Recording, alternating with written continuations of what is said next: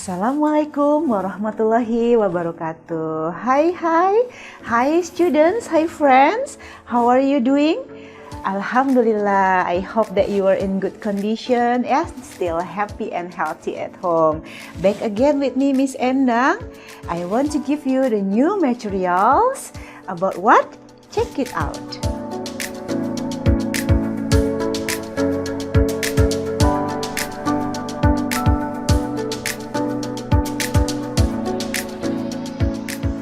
Yes, well, students, back again.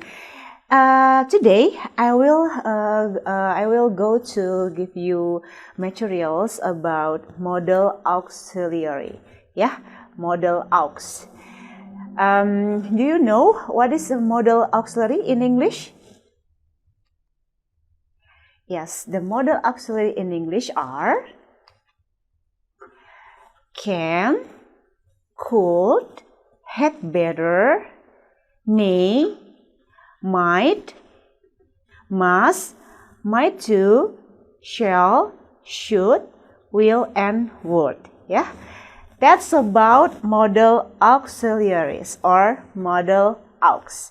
Kata bantu modals.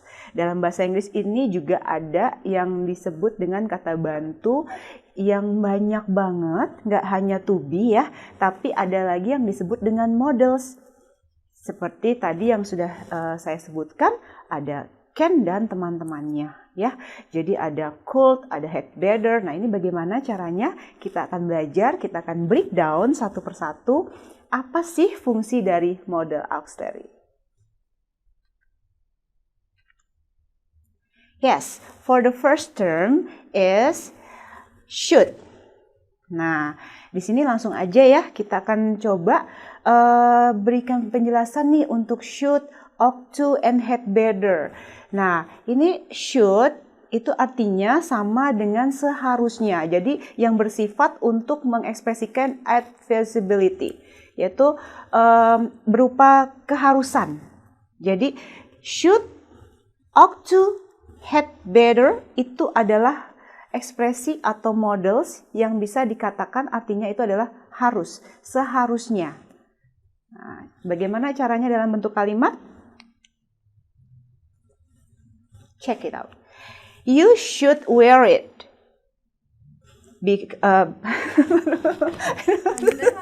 Kalau kayak gitu ya, agak kepotong ijo-ijo gitu. Okay. Should, the first ya. Should, bagaimana cara penggunaannya adalah, nah ini suatu keharusan ya. You should wear a safety helmet if you enter the working area. Nah, should di situ maknanya adalah kamu harus memakai helm yang aman. Nah, cara menggunakannya, keharusan itu menggunakan model di situ. Jadi apa yang dipakai? Should. Ya, oke. Jadi berupa advisability-nya harus dipakai. Next, bagaimana kalau should not? Tidak seharusnya. You should not talk to your mother like that.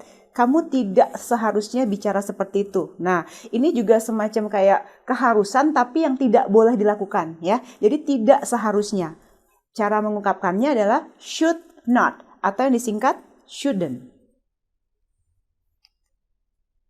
Nah, students, should not itu diikuti dengan by infinitive ya, atau yang disebut dengan bare infinitive. Yang disebut juga dengan kata yang tidak boleh diikuti dengan to. Jadi tidak boleh ya ada should to wear. Itu tidak boleh dipakai. Jadi should dan shouldn't atau should not itu wajib diikuti dengan by infinitive atau without to. Jadi langsung kata kerja asalnya. Jadi tidak boleh ada tambahan apapun setelah model should and should not. Ought to. Bagaimana dengan ought to? Ini juga sama. Ekspresinya menjelaskan tentang keharusan juga, ya. You ought to ask me. I'm sure that he will help you. Ini juga kayak gitu ya, fungsinya sebagai mengekspresikan suatu keharusan yang dilakukan sama artinya dengan should. dan tadi had better dan ought to. Nah, oke, next.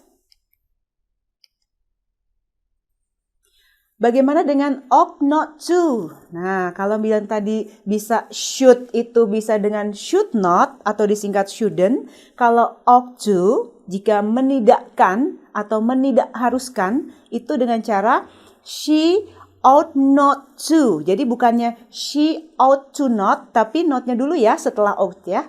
She ought not to drive if she is been drinking. Nah, students, ought to itu memang terkesan kayak jarang jarang kita temukan ya di dalam ekspresi bahasa Inggris karena memang ought to itu muncul seringnya untuk spoken ya, untuk spoken English and written. Tapi dalam bentuk grammatically kalau kita mau menyatakan keharusan atau advisability itu lebih sering menyebutkan dengan should atau should not atau had better. Jadi kalau ought to itu sangat less common. Itu disebut dengan apa? Jarang digunakan. Nah, gitu ya. Oke, next. Had better. Bagaimana dengan had better? Itu sama juga seharusnya, tapi tingkatannya lebih formal, lebih sopan, gitu ya. Jadi ada tingkatan dari yang pertama tadi should, ought to, had better. Ini sama, artinya semua adalah seharusnya. I'd better ask your teacher for advice. Biasanya disingkat dengan ada apostrof D, itu bacanya I'd better. Itu adalah had better artinya, ya.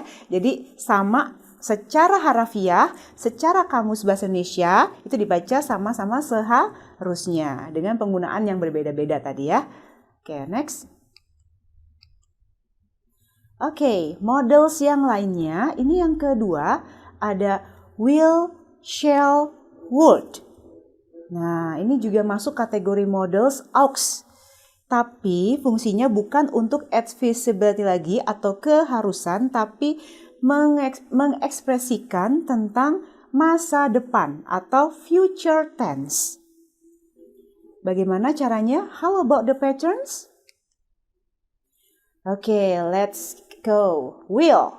Nah, untuk will ini apa? Akan ya. Jadi mengekspresikan semua future. Berarti artinya akan.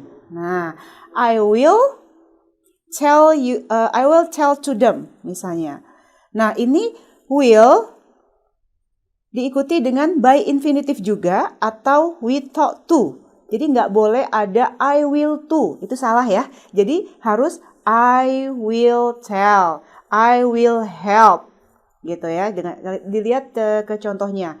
Jadi tidak boleh ada tambahan to di situ ya. Oke, next. Shall. Nah, sering ya dengar kata shall gitu ya. Ada dalam buku cerita. Kalian pernah melihat ada kayak misalnya di bahasa Inggris itu menemukan shall ini fungsinya apa ya? Nah, shall ini sama mengekspresikan tentang future yaitu akan, tapi dia dipakai untuk British English. Ya, dan di kurikulum di Indonesia untuk bahasa Inggris itu lebih kemana? Ke American English. Jadi untuk shall itu sangat jarang banget dipakai. Ya, nah tapi untuk kali ini boleh kalian tambahkan referensi untuk models. Shall itu juga termasuk dalam model aux. Nah ini contohnya untuk ungkapan future tense juga ya. Shall we go now? Gitu ya. Akankah kita pergi sekarang? Nah sama-sama untuk mengekspresikan future, akan gitu ya. Cuman untuk shall itu lebih mengekspresikannya dalam bentuk biasanya dipakai di British English. Oke, next.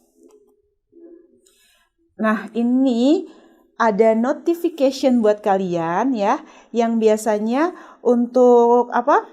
Apa sih yang jarang-jarang terjadi tuh kalau mau mengekspresikan model aux itu ya?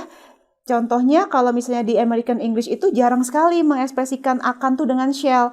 Banyaknya memakai dalam bentuk will dan would gitu ya. Untuk shall digunakan dalam istilah di British English. Nah, would. Di situ ada juga ekspresi ya yang dilakukan untuk masa yang akan datang, tapi time reference-nya sudah terjadi di masa past tense, di masa lampau. Jadi ungkapan untuk mengungkapkan akan, tapi yang sudah terjadi masa lampau. Misalnya pada waktu itu, beberapa tahun itu kita memunculkan suatu cerita, ya, kisah biasanya muncul dalam bentuk kisah.